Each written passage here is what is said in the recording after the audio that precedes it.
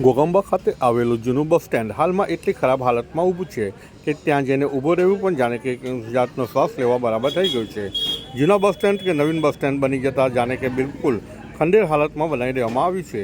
આજુબાજુ લારી ગલ્લાવાળાઓએ દબાણ કરીને જૂના બસ સ્ટેન્ડને બિલકુલ ઢાંકી દેવામાં આવ્યું છે. જ્યાં આજકાલ લોકો ખુલ્લે આમ મુતારી તરીકેનો ઉપયોગ કરી રહ્યા છે, તો વળી સાંજ પડે દારૂ અને જુગારવાળાઓનો ઓટલો બની ગયેલું આ જૂનું બસ સ્ટેશન જો તોડી પાડવામાં આવે તો અસામાજિક તત્વોને બાનમાં લીધેલા આ જૂના બસ સ્ટેન્ડનો કોઈ વિકાસ થઈ શકે તેમ છે.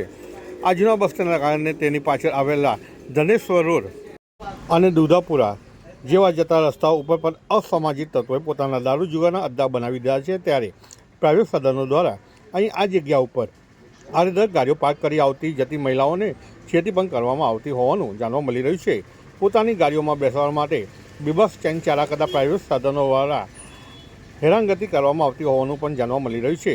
ત્યારે જો કરોડોની કમાણી પંચાયતને કરી આપે એવી આ મોખાની જગ્યા ઉપર જો કોઈ દબાણો હટાવીને અહીંયા આ જગ્યાએ નવીનીકરણ કરવામાં આવે તો ગોગંબામાં વિકાસને લઈને કોઈ નક્કર કામગીરી હાથ ધરી શકાય તેમ છે. રીતિ શાહ સાથે દિવ્ય ભાસ્કર, ગોગંબા.